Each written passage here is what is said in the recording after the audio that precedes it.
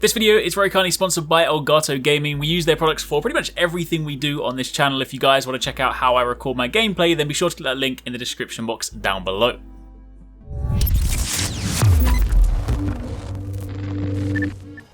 Hey, what's going on guys? Arekkz here, welcome back to another video for Monster Hunter World Iceborne. And today I want to talk about the recently revealed roadmap for the rest of this year. This kind of dropped a couple of days ago, didn't have a chance to speak about it at the time because I've been super busy lately.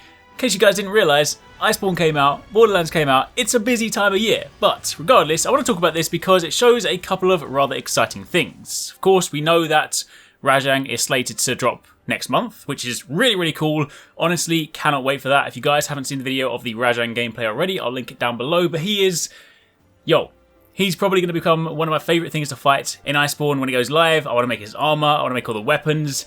I just cannot wait to see how he starts messing with all the monsters. I can't wait to see the turf wars. Everything about his addition to Iceborne is just something that is incredibly exciting to me. So yeah, that's pretty cool. Of course, it mentions that not only will there be the new monster being RAJANG in October, there will also be updates to your room. Not entirely sure what that is, but it is worth noting that they did state in the kind of pre-launch livestream they did that at some point there will be a time or an update where players can attend your room as well, because, you know, there's not really any point in decorating a room, putting all these different things like tables and chairs and wardrobes and different seats and all that different stuff if you kind of can't really do anything with it. And they did mention that at some point there will be the opportunity for people to visit your room, so that could actually be, maybe that's what the update is.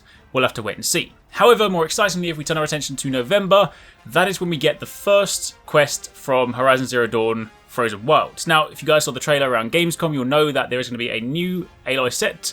Assuming it works the same way as last time, it will be a full set of armor, so you won't be able to, you know, take the pieces you like. But regardless, it's going to be a new set of armor, which is kind of cool. And there's also a light bowgun. Now, assuming it behaves the same way that it did in World, then the Horizon Zero Dawn quest didn't have a unique monster in it. It just simply had, you know, we fought a big Anjanath, we got the armor, we got the bow, and we also got the Palico gear, and that was kind of all there was to it. However, the rather interesting thing is if you then turn your attention to December, we have a new monster, which is listed as question mark.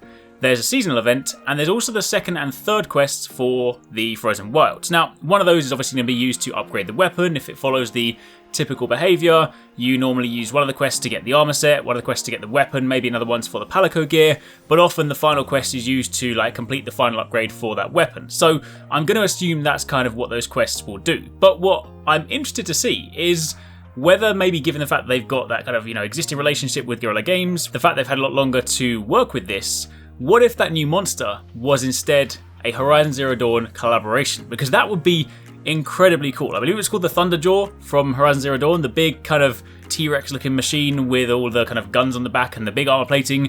That thing could probably use like a Devil Joe skeleton. So with that in mind, it would be so incredibly awesome if we did get to see that monster in Iceborne. However, to kind of play devil's advocate and flip it on its head, not forgetting that Horizon Zero Dawn is a PlayStation exclusive IP, so while that would be cool to see, on the other hand, I kind of don't want to see it because, of course, if that did happen, it would mean that if you were on Xbox and PC, you wouldn't get to experience it. So I would much rather they opt to choose something that appeals to, or that kind of is available to everybody. Now, of course, with that in mind, a lot of people have been returning to that 15th anniversary image.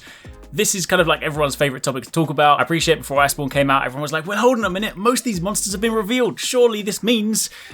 I mean, they've already said, they've gone on record to say, this image does not confirm that all these monsters are returning. We already know the Arekkz is unfortunately never going to make it into the game, so that kind of throws that theory out the window.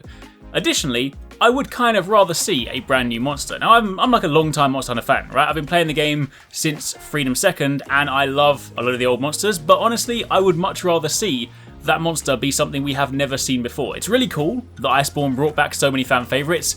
Being able to fight T-Rex and Barioth and RAJANG and all those monsters again is amazing, and the way they play, the way they behave in Iceborne is fantastic. I love it, and for those of you guys that of course started in World, that's a brand new experience for you. But at the same time, I really like it when there's a brand new monster. When I first got to fight Namiel, or when I first got to fight like the final boss, I'd never seen it before, and you then go back and you have the brand new armor sets. Everything about it is so incredibly exciting. So honestly, for the December monster, if they're going to add something, I would kind of rather it be a brand new monster, and I would love it if they chose like a completely different species. So something like, say, the crabs, like, you know, not necessarily bringing back Daimyo Hermitor, but something that fits within like the sort of crab monster species, or maybe even like the insect monsters. Like some of those in previous Monster Hunter games, the crabs and the insects were really, really cool. Like Nasilla was awesome, the Celtus Queen was awesome, so were like Daimyo and Shogun Cernosaur, and it would be nice if this monster, in whatever capacity it is kind of completely different to like the wyverns, the brute wyverns, the fang wyverns that we've become so familiar with. So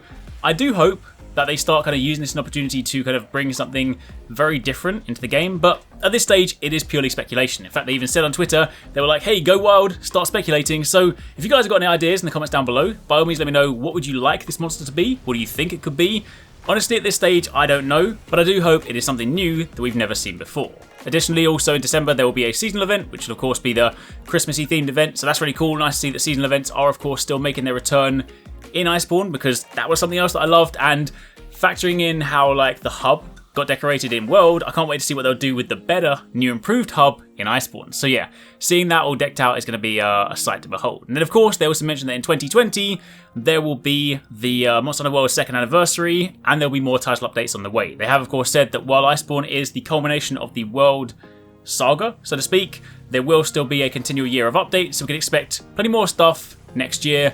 Lots more things to look forward to. I imagine, you know, a similar amount of monsters. I mean, speculation again, but factoring in that we got, what was it, 5 monsters in World? What with Devil Joe, Lunastra, Kulftiroth, and the 2 collaborations. So maybe we can expect something similar in Iceborne. Anyway, that's it for the time being. For those of you guys that might have missed this, that's a quick rundown on the updated roadmap we've got to look forward to so far. Of course, October isn't too far away, so as and when RAJANG becomes available, of course, you can expect to see videos on that. But for the time being, thanks for watching, and of course, keep it locked for plenty more Iceborne content. I really hope you guys enjoyed that video. Remember to hit that subscribe button and also click on the little bell icon to turn on notifications so you don't miss my next upload. Also, don't forget, you can check out 269 and Paradise Central streaming over on Twitch 6 days a week. You can find a link to the multi-stream in the description box down below. Be sure to drop by and get involved. Thanks again for watching. Take it easy. Catch you next time. Peace out.